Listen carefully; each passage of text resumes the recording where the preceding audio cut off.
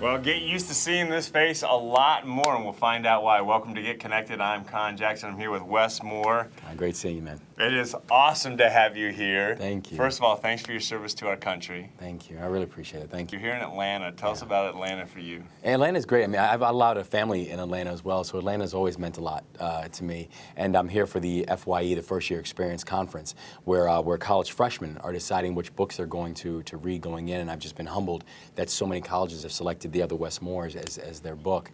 We're going to ask you rapid fire questions. Are you ready? I am ready. I am ready. Where did the smile come from?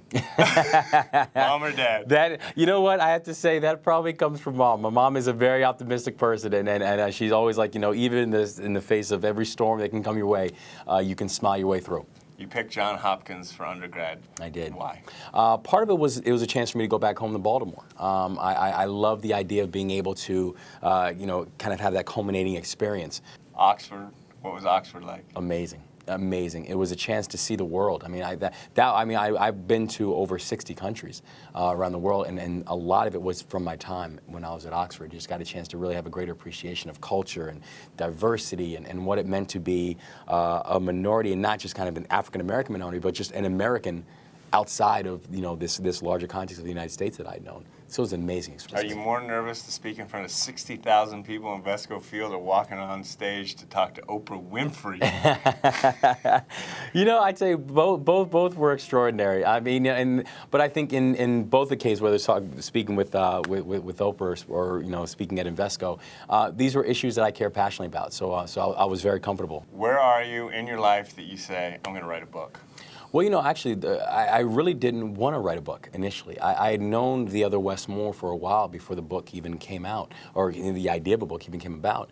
And once I was first approached about the idea of doing this book, I said, you know what, I just felt like I didn't have time. What do you mean you were approached? So I have a friend who is an author. Okay. And she'd known that I had known the Other Wes Moore, and she's like, I think this is a story. I think there's a greater truth to be understood and really understanding the lives of these two kids.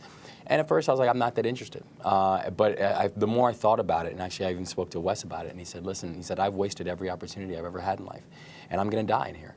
So if you can do something that can help people understand the consequences for their decisions, and also do something that help people understand the neighborhoods that these decisions are being made in, then I think you should do it. And that really became the impetus behind me doing this project. All right, well now let's talk all about the Other Wes Moore. We have the Wes Moore here, but take us back. You're both in Baltimore. Tell us about the similarities of youth. Yeah.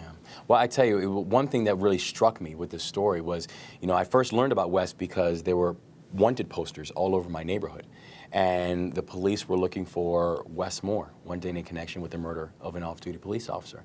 But the more I learned about it, the more, because that first hit me, it struck me, but the more I learned about him, the more I realized how much more we had in common than just our names. We were from the same neighborhoods. We were, you know, we were living in the same neighborhoods. We both grew up in single-parent households. We both had academic and disciplinary troubles growing up. And so the more I learned about him, the more I said I really wanted to be able to ask him questions and dig deeper.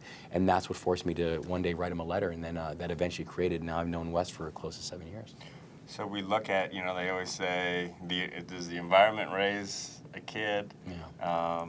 Nurture nature. What is your feeling towards our audience? What did you learn by researching Wes Moore that we can apply to our kids growing up?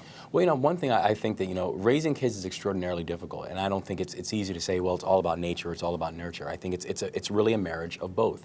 But one thing I do know is that the importance of expectations are huge. There's actually a scene in the book when Wes and I are talking, and I asked him, I said, so do you think that we're products of our environment? And he looked back at me and he said, actually, I think we're products of our expectations. And I thought he was absolutely right, is that the expectations that we have of ourselves or the expectations that we have of others really will help formulate what type of life that we're going to lead. If we have higher expectations of ourselves and others, then people will generally rise to meet those expectations. If the expectations are low, then kids have a funny way of making those things happen as well. But what is it about your childhood that you look back, you said you had some trouble? Well, I think there are quite a few points in my life, and that's one thing that I saw with Wes. I mean, I was on academic and disciplinary probation growing up. I was involved in the juvenile system up in New York at that time once we moved up to the Bronx after my father died. And I find myself getting very lost very quickly, very angry, very apathetic. And I think it was very crucial points that my mother actually decided to, you know, had some pretty creative and strict interventions, to including even sending me away to a military school. But just a whole collection of different moments in my life that I think really helped to change the trajectory as to where I was going. What's the conversation parents have with their kids tonight about setting expectations? How can they do it together with their kids? Well, you know, it's funny. One thing I've been so humbled by with the book is I've heard how many parents who have said, listen, I'm actually reading the book together with my child, and we're talking about these two kids, and just seeing how, you know, that people are talking about this in a way that I'd hope they would. That it isn't just about these two boys, but it's about all of us. It's about our society. It's about how we're actually living our lives and the people we have in our lives who are helping us to make the choices that we're making. So I think the important thing for parents to discuss with their children is think about, what are your dreams, what are your expectations, and then what can we do together in order to help you get to that point. The thing that separates our life and the life of someone altogether is so extraordinarily thin. And the importance of recognizing that, the importance of understanding when second chances start becoming last chances, the importance of knowing as you're going through this process of life, as long as you're willing to keep your eyes open and be creative and also have a heart of service, that's really what the thing is going to propel you. Well, what's next for Wes Moore? Well, I know that the things that I'm really passionate about, I'm passionate about education. I'm passionate about being able to work with young people about using things like critical thinking, choices, decision making, and how that applies into a larger curriculum as well. I'm also working on a young adult version of the book, so younger audiences can actually understand the messages too. And you're in here in Atlanta, you're talking to these young people today. Yeah. Tell them one thing you're going to challenge them with. I think the thing I'm going to challenge them with is to make sure that your life makes a difference. You know, I had a colonel in military school, and this guy was tough. I mean, he was a hard guy, man, but, you know, he was really fair. And he was diagnosed with cancer before, you know, and he had called the entire Corps of Cadets together to say he had to leave the school. But he said something that day that I'll never forget. He said, when it's time for you to leave here, whether it's time for you to leave this school, your neighborhood, your job, or leave this planet, make sure that it mattered that you were ever here. And that's the same challenge that I want to give to every young person that we see, is just, you know, make sure that it matters that you're ever here. Well, thank you for Thank you, making Conn. a difference. Your acts of service is making a difference for us all. Great book, The Other Wes Moore. And man, we look forward to seeing this face in the movies and TV. Keep up the great passion. Conn, I appreciate it, man. Thank you so much for your service. You're getting connected right here with us. Well, we love connecting with people making a difference. You can log on to our Get Connected website at contv.com.